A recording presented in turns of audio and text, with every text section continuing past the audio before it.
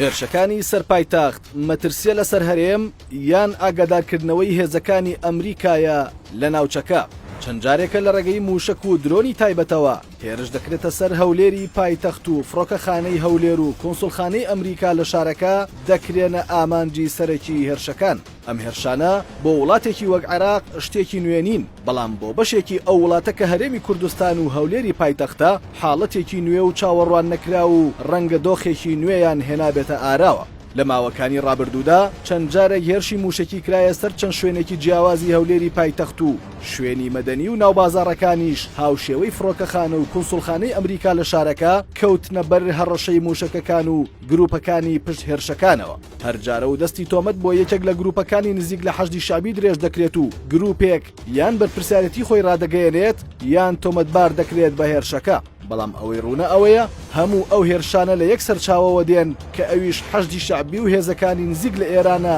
کە دەیانەوێت پەیامی ئەوە بدەنە ئەمریکا کە هیچ جێگایەک بۆ تۆ ئارام نییە تا ئێمە لێرە هەبیت. حکوومەتی هەرێم و هێزە سیاسیەکانیش بەسەر جەم جیاوازیەکانیانەوە جگە لە ئیدانەکردن و دەرکردنی بەیاننامەی ناڕەزایی هیچ شتێکی تریان لەدەست نایەت و ڕەنگە ئەوە واقعەکەش بێت و وەک چاودێران دەڵێن پێگەی هەرێم هێندە لاوازە لە هاوکێشەکاندا کە تەنها تەماشاکردنی بۆ دەمێنێت.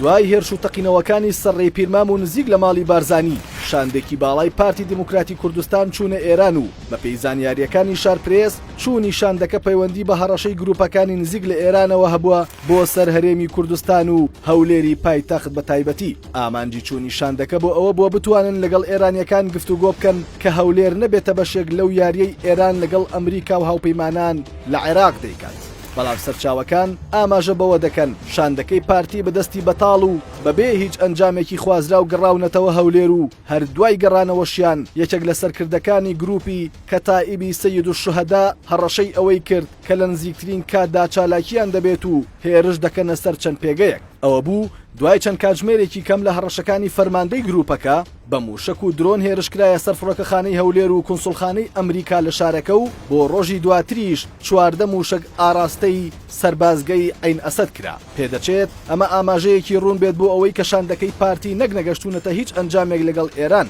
بەڵکو لەوانەیە گفتوگۆکان بە جۆرێک بوو بێت کە بیخوازێت لە کەمترین کاتدا پەیامێکی موشکی نوێ ئاراستەی هەولێر بکرێت کە وەک پەناگەیەکی ئارام بۆ دیبلۆماتکارانی ئەمریکا ناو دەبرێت. کشانەوەی هێزەکانی ئەمریکا لە ئەفغانستان ئەگەر پەیوەندی ڕاستەوخۆی بە هێرشەکانی سەر هەولێر و جموجۆڵەکانی گروپە چەکدارەکانەوە نەبێت، ئەوە بە شێوەیەکی ناڕاستەوخۆ پەیوەندیدارن پێکەوە و هەر شکستێک یان پلانێکی نوێی ئەمریکا لە وڵاتانی ناوچەکە دەبێتە هۆی جموجۆڵی گروپەکانی نزیک لە ئێران و دژ بە ئەمریکا لە عێراق. ئەگەر لە ئەفغانستان تالیبان وەک بزوتنەوەیەکی جیهادی دەست بگرێتەوە بەسەر وڵاتدا، ئەوە هیچ گومانێک ناهێڵێتەوە کە لە عێراقیش هێزە چەکدارەکان و گروپەکانی نزیک لە ئێران هەوڵی کۆنتڕۆڵکردنی دۆخی وڵات و ناچارکردنی ئەمریکا و هاوپەیمانەکانی دەدەن بۆ چوونە دەرەوە لە خاکی وڵاتەکەی. زۆربەی چاودێرانی شارەزا لە دۆخی ناوچەکە ئاماژە بەوە دەکەن مەترسیەکی جددی لەسەر ئارامی هەرێمی کوردستان بەگشتی و هەولێری پایتەخت بە تایبەتی هەیە،